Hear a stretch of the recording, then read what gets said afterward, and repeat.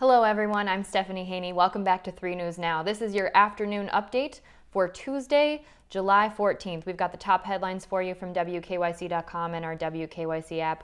Hope everybody's been having an enjoyable afternoon to start.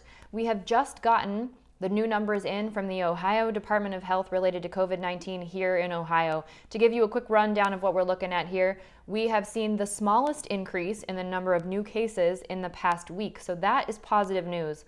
Also, the number of new daily reported deaths is down by 1, but there's a big increase in the number of hospitalizations. So we will definitely be watching that. Let's dive into the specifics of those numbers for you right now. In the last 24 hours, there have been 1,142 new reported cases of COVID-19 here in the state of Ohio. That brings our total number of reported cases dating all the way back to March 9th to now just under 68,000. That number is now 67,995. The Ohio Department of Health has now started reporting the number of presumed recovered cases. Now remember, this is not a certainty because once people leave the hospital, leave the medical care facility, they don't exactly know if they have fully recovered. But that number, presumed recovered, is now 46,282. So that is holding steady at the same percentage we have been seeing over the past several days of 68% of the total number of COVID-19 cases are presumed to be recovered. Now that means that 32% of the known COVID-19 cases are active right now. Within the last 24 hours, we now know that our positivity rate is 6.2%. That's a decrease in the past 2 days. Yesterday, it was 6.5%. The day before that, it was 6.7%. But we are still above the World Health Organization's recommended threshold of 5%. And our 7-day rolling average for our positivity rate here in Ohio is now 6.3%. So that means that's in line with what Governor Mike DeWine has been telling us, that yes, the testing has increased, but the number of positive tests, the percentage of positive tests that are coming back has also increased. So the increase in the quantity of the number of COVID-19 cases we're seeing each day is not strictly due to increased testing, which is a narrative that we have seen out there. So that is not the case if you look at the numbers scientifically speaking here in the state of Ohio. In the last 24 hours, there have been 5 new reported deaths related to COVID-19. That's down from 6 yesterday on Monday and 22 new reported deaths on Sunday, bringing the total number of deaths in Ohio to now 3,069 related to COVID-19. There were also a large increase in the number of hospitalizations reported in the last 24 hours. There have been 134 new hospitalizations reported related to COVID-19, bumping that number up now to over 9,000 people who have been hospitalized related to COVID-19. That specific number is 9,049. The number of people who are currently in the hospital right now is over 1,000. It's 1,017 people who are currently in the hospital. Now, we've been looking at the percentage of people who are currently hospitalized, and that's bumped up quite a bit. We've been seeing that go up from 10% over the past couple of days. Today, 11.2% of the people who have been hospitalized in the state of Ohio for COVID-19 are hospitalized right now. The total number of people who are in the intensive care unit right now is 314. That is about 31% of the people in the hospital for COVID-19 are in the intensive care unit. In the last 24 hours, we saw 22 new ICU admissions, jumping that number up to 2,223 total ICU admissions related to COVID-19, dating all the way back to March 9th here in the state of Ohio. Now let's take a look at the national and the global numbers. We get these from Johns Hopkins University. The total number of cases reported for COVID-19 now in the entire country is near 3.4 million. That's 3,387,053. And the total number of deaths now reported across the U.S. for COVID-19 is 135,984, so just shy of 136,000. That brings our death rate, when you look at the number of deaths compared to the number of cases of COVID-19, to 4%. Now, I've seen some conversation in the comments about a mortality rate, whether you're looking at the total population We're not looking at the total population here in the US. We are looking at the death rate for people who we know of that become infected with COVID-19. So that's 4% here in the US. Globally, there are now over 13 million reported cases of COVID-19. That exact number is 13,165,663. The total number of deaths globally is now almost 575,000.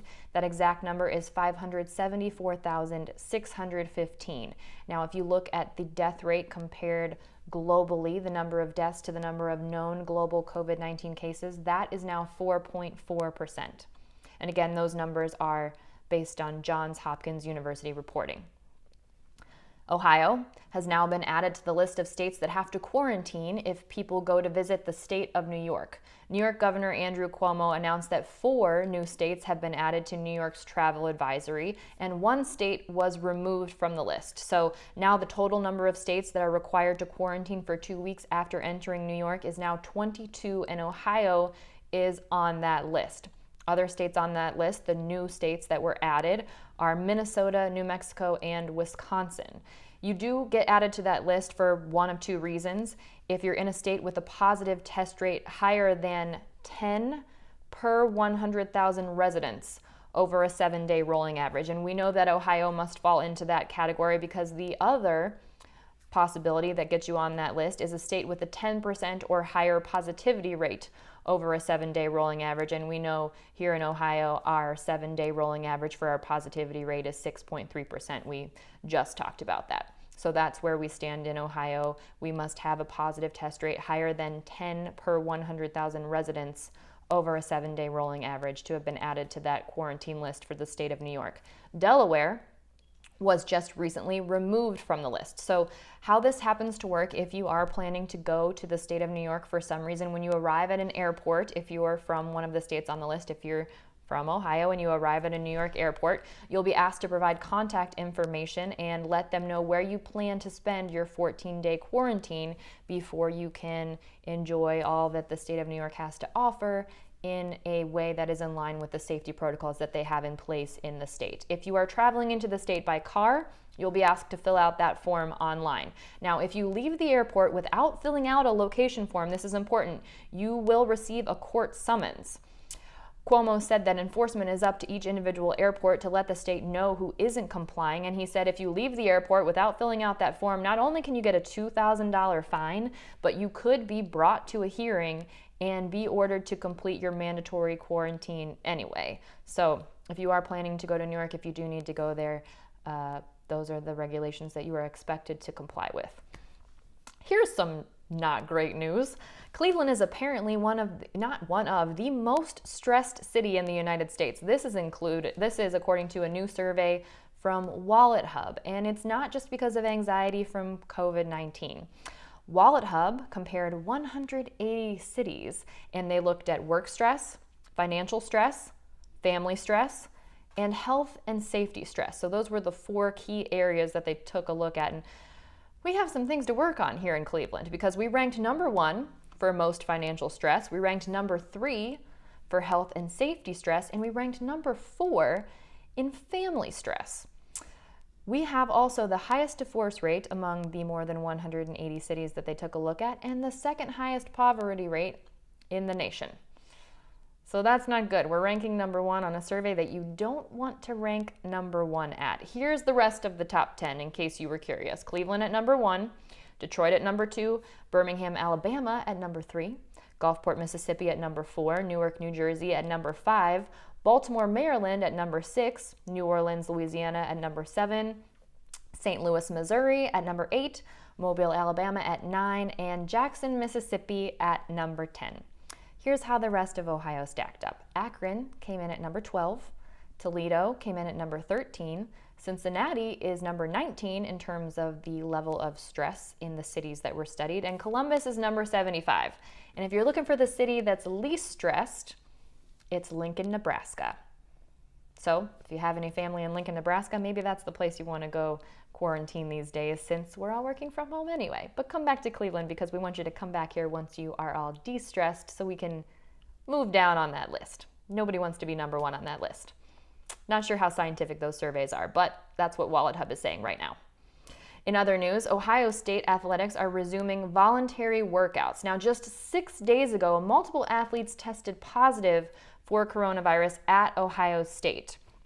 Still, Ohio State announced that they have tested student athletes from 7 sports. They are returning to campus, and those results were received on Tuesday. Now, Ohio State is not specifying how many of its students' athletes have tested positive for COVID-19, but we do know that multiple students did test positive for COVID-19. In a statement, Ohio State Athletics Director Gene Smith said that athletes will be tested routinely and decisions regarding the continuation of training will be reevaluated by medical staff as necessary as the results of those tests come in.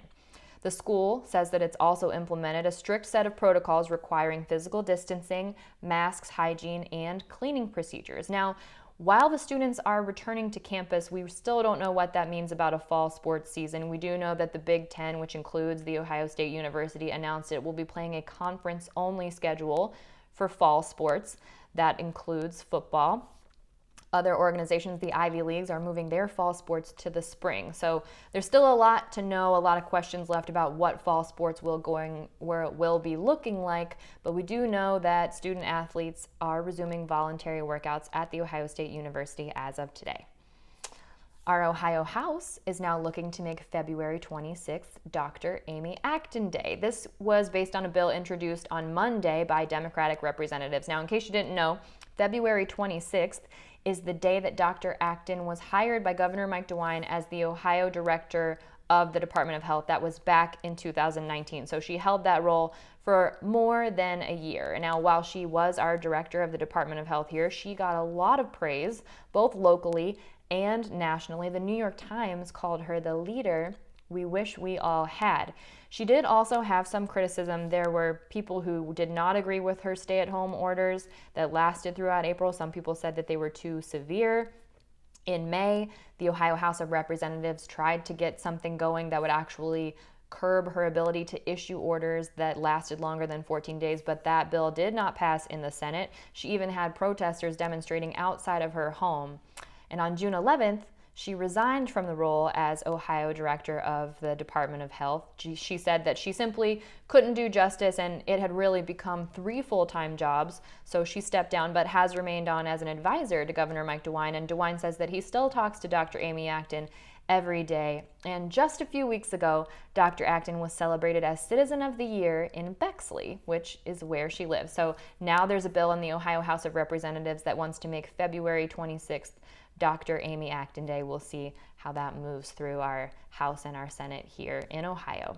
And here's a sweet story to end things on for you today. 3 Ohio sisters gave birth on the exact same day. This was on July 3rd, so the day before the 4th of July. Denisha Haynes, Ariel Williams, and Ashley Haynes. It was at the Ohio Health Mansfield Hospital, and they gave birth all within 4.5 hours of each other. And here's the kicker. The same doctor delivered all of the babies. Now, Denisha wasn't due to deliver her baby until July 23rd, but Dr. Edroy McMillan delivered all 3 of those babies on July 3rd. First up was Ariel. She gave birth to a daughter named Sincere at 8 pounds and 2 ounces. Then Ashley gave birth to a son named Adrian, 6 pounds, 10 ounces. And then Denisha brought up the rear. She gave birth to a daughter named Emery at 4 pounds and 14 ounces. Now, that little girl was a little bit early, so it makes sense that her weight would be a little bit less. The sisters' mom, Deborah Ware, she made a joke that they're not going to need to have any extra children at the newborn's future birthday parties because there'll be 3 of them right there, same age, and they'll be celebrating their birthday on the same day for the rest of their lives. How cool is that? What are the odds of that? You and your cousins share the exact same birthday. Pretty cool for that family. That's it for your 3 News Now afternoon update for Tuesday, July 14th. I'll see you next on What's New at 5 p.m. You can watch that on Channel 3, and if you don't have it yet, you can download our WKYC app, where you can also stream all of our TV shows live. You can download that in the App Store if you have an iOS device, or in the Google Play Store if you have an Android device. There's also all kinds of new features on there where you can send us your photos and videos directly so that we can use them online and on the air. So definitely recommend checking that out, and you can also get those push notifications for all those important updates we send you all day long.